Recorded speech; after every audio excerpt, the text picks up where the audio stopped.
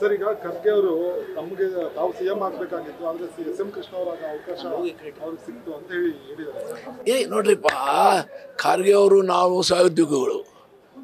ಧರ್ಮಸಿಂಗ್ ಸರ್ಕಾರದಲ್ಲಿ, ಕೃಷ್ಣ ಸರ್ಕಾರದಲ್ಲಿ ನಾವು ಖರ್ಗೆ ಅವರು ಸಚಿವರಿದ್ದರು. ಖರ್ಗೆ ಅವ್ರಿಗೆ ಮುಖ್ಯಮಂತ್ರಿ ಆಗುವ ಎಲ್ಲ ಅರ್ಹತೆ ಇತ್ತು. ಅದು ಆ ಸಮಯದಲ್ಲಿ ಹೈಕಮಾಂಡ್ದವರು ಡಿಸೈಡ್ ಮಾಡಿ ಎಸ್.ಎಂ. ಕೃಷ್ಣ ಅವ್ರು ಮಾಡಿದರು. ಅವೆಲ್ಲ ನಾವು ಒಪ್ಕೊಂಡಿದ್ದೀವಿ. ಇವತ್ತು ನಮ್ಮ ರಾಷ್ಟ್ರೀಯ ಪಕ್ಷದ ಅಧ್ಯಕ್ಷರು ಸಿ ಎಮ್ ಆಗುವ ಎಲ್ಲ ಅಲ್ಲದೆ ಅವ್ರಿಗದೆ. ಆದರೆ ರಾಷ್ಟ್ರೀಯ ಪಕ್ಷದ ಸ್ಥಾನ ಏನು ಸಿಕ್ಕಿದೆ ಅದು ನಮಗೆಲ್ಲರೂ ಅಭಿಮಾನ ಇದೆ. ಕನ್ನಡ ನಾಡಿನ ಅಭಿಮಾನ ಇದೆ. ಇವತ್ತು ಕಾಂಗ್ರೆಸ್ ಪಕ್ಷದ ರಾಷ್ಟ್ರೀಯ ಅಧ್ಯಕ್ಷ ಅಂದರೆ ಮುಖ್ಯಮಂತ್ರಿಗಿಂತ ಹೆಚ್ಚಿನ ಗೌರವ ಹೊರಗದೆ. ಅವ್ರೇನು ಹೇಳಿದರೆ ಮುಖ್ಯಮಂತ್ರಿ ಕೇವಲ ಕರ್ನಾಟಕದಲ್ಲ, ತೆಲಂಗಾಣ ಮುಖ್ಯಮಂತ್ರಿ ಸಹ ಕೇಳಬೇಕಾಗ್ತದೆ. ಹಾಗಾಗಿ ಅವ್ರು ಗೌರವ ಸ್ಥಾನದಲ್ಲಿ ಇದ್ದಾರೆ. ಅವ್ರೇನು ನಾವು ಮುಖ್ಯಮಂತ್ರಿ ಆಗ್ತದೆ ಅಂತೆಲ್ಲ ಹೇಳಿಲ್ಲ. ಅರೆ ಅವಕಾಶ, ಅರೇ ನನಗೂ ಅವಕಾಶ ಇದ್ದು ಸಿಕ್ಕಿಲ್ಲ, ಏನು ಮಾಡೋ ಬರ್ತಿದ್ದೀಗ. ಹಾಗೆ ಅವ್ರಿಗೆ ಅವಕಾಶ ಇರೋದು ನಿಜ, ಅವ್ರ ಅರ್ಹತೆ ಇರೋದು ನಿಜ.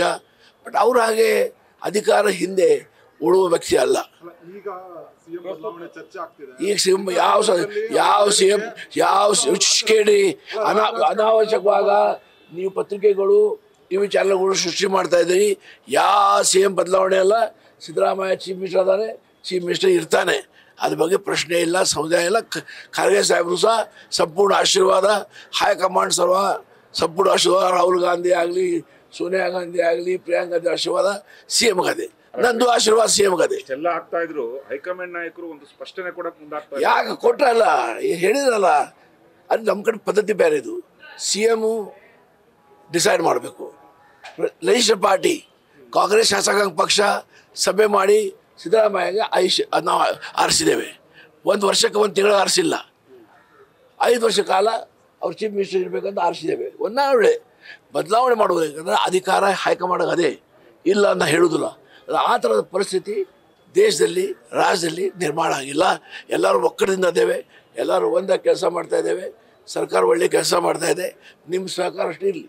Thank you. ರಸಗೊಬ್ಬರದ ವಿಚಾರವಾಗಿ ಬಿಜೆಪಿ ಪ್ರತಿಭಟನೆ ಮಾಡ್ತಾ ಇದೆ. ನಿಜ, ಪ್ರತಿಭಟನೆ ಮಾಡೋದು ಅವ್ರ ಕರ್ತವ್ಯ ಮಾಡ್ತಾ ಇದ್ದಾರೆ. ರೈತರ ವಿಷಯ ಇದೆ, ಬಟ್ ಪ್ರತಿ ಮಾಡಿ ನಿಲ್ಲಿಸಬೇಕು. ಸರ್ಕಾರ ಪ್ರಯತ್ನ ಮಾಡಿ ಯೂರಿಯಾ ತರಲಿಕ್ಕೆ ಪ್ರಯತ್ನ ಮಾಡ್ತಾ ಇದೆ. ಕೇಂದ್ರ ಸರ್ಕಾರ ನಾನು ಮನವಿ ಮಾಡ್ತೇನೆ, ಅವ್ರು ತಕ್ಷಣ ಕರ್ನಾಟಕಕ್ಕೆ ಎಷ್ಟು ಬೇಕಷ್ಟು ಯೂರಿಯಾ ಮತ್ತು ಬೇರೆ ಫರ್ಟಿಲೈಸರ್ಸ್ ಕೊಡಬೇಕಂತ ತಮ್ಮ ಮುಖಾಂತರ ಮನವಿ ಮಾಡ್ತಾ ಇದ್ದಾರೆ. ಬ್ಲ್ಯಾಕ್ ಮಾರ್ಕೆಟಿಂಗ್ ಯಾರು ಮಾಡ್ತಾ ಇದ್ದಾರೆ ಅವ್ರಿಗೆ ಹ್ಯಾಂಗ್ ಮಾಡಬೇಕು, ಅವ್ರದ್ದು ಆ್ಯಕ್ಷನ್ ತೊಗೊಳ್ಬೇಕು. ಆ ಕ್ರಮ ಸರ್ಕಾರ ಮಾಡಲಿಕ್ಕೆ ಪ್ರಾರಂಭ ಮಾಡಿದೆ. ನೋಡಿ, ಮೈಸೂರು ಡ್ರಗ್ ಫ್ಯಾಕ್ಟ್ರಿ ಅದು ಭಾಳ ದೊಡ್ಡ ಒಂದು ಈಗ ಆಡಳಿತ ವೈಫಲ್ಯ ಅಲ್ಲ. ಇವರು ನೀಚರು, ಇಂಥ ಡ್ರಗ್ ಮಾಫಿಯಾಗಳು ಇದು ಕೆಲಸ ಮಾಡ್ತಾ ಇದ್ದಾರೆ. ಅವ್ರ ವಿರುದ್ಧ ಸರ್ಕಾರ ಒಂದು ಕ್ರಮ ತಗೊಳ್ಳೋಕೆ ಪ್ರಾರಂಭ ಮಾಡಿದೆ, ಕ್ರಮ ತಗೊಳ್ತಾರೆ. Thank you. ನ್ಯೂಸ್ ಫಸ್ಟ್, ನಿರ್ಭೀತಿಯಿಂದ ನಿಮ್ಮ ಪರವಾಗಿ.